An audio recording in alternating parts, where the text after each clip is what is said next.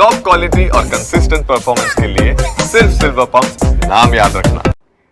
મહત્વપૂર્ણ બાબત એ બની રહેશે કે લાહોરની અંદર જે વિસ્ફોટ થયા તેની પાછળ આખરે શું કારણો છે। સૌપ્રથમ તો આખી જે ઘટના બની છે તેને લઈને આપને વિગતે જણાવું તો કોના નિશાને લાહોર આવી ગયું તે જરા જાણવાનો પ્રયત્ન કરો। લાહોર શહેરમાં એક બાદ એક 3 જેટલા વિસ્ફોટ થયા અને આ વિસ્ફોટ બાદ લાહોર શહેર રીતસરનું ધણધણી ઉઠ્યું હતું, પરંતુ લોકોમાં પણ તેને લઈને ગભરાટ જોવા મળી રહ્યો છે। આખરે આ વિસ્ફોટ કોણે કર્યો તે સૌથી મોટો સવાલ અત્યારે લોકોને મૂંઝવી રહ્યો છે, પજવી રહ્યો છે।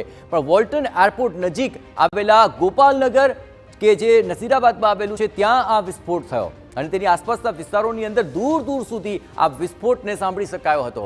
કહેવાય છે કે લાહોરથી 70 કિલોમીટર દૂરના વિસ્તારની અંદર આ વિસ્ફોટ થયો અને સતર્કતાના ભાગરૂપે હવે વોલ્ટન એરપોર્ટ બંધ કરી દેવાયું છે, જ્યાં આ અનિશ્ચિત મુદત સુધી આ એરપોર્ટ બંધ થઈ ચૂક્યું છે, કારણ કે જે ધડાકાઓના અવાજ સંભળાયા હવે તેને લઈને જે તપાસ ચાલી રહી છે અને આ વિસ્ફોટ કોણે કર્યો, ધડાકાઓનો અવાજ ક્યાંથી આવ્યા, કેટલા ધડાકા થયા અને કોણે ત્યાં કર્યા, આ તમામ બાબતોને લઈને તપાસ બાદ હવે આગામી સમયની અંદર આ એરપોર્ટ ત્યાં સુધી બંધ રહેશે। વોલ્ટન એરપોર્ટ તેને સતર્કતાના ભાગરૂપે હાલ પૂરતું બંધ કરી દેવાયું છે, પણ લાહોરને કોઈ નિશાને લઈ રહ્યું છે।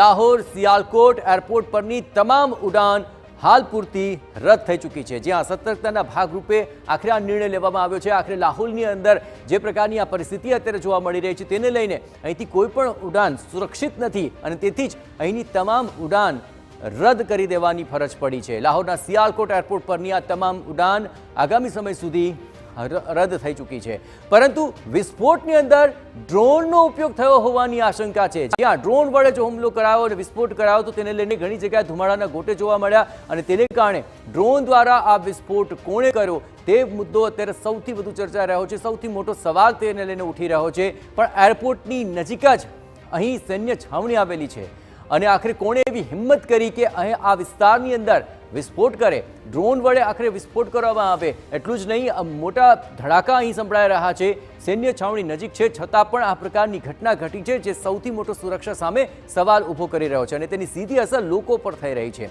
પાકિસ્તાન સેનાએ ભૂલથી પોતાના શહેરમાં જ હુમલો કર્યો હોવાનું સૂત્રોના હવાલેથી મળ્યું છે, જ્યાં પાકિસ્તાન સેનાએ ભૂલથી પોતાના શહેરમાં હુમલો કરી દીધો તે પ્રકારની પણ એક વાત અત્યારે સામે આવી રહી છે।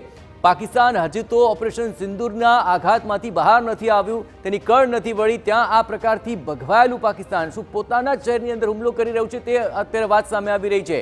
સેનાની પ્રેક્ટિસ થઈ રહી છે અને ભૂલથી એરપોર્ટ નજીક ડ્રોન દ્વારા હુમલો થઈ ગયો।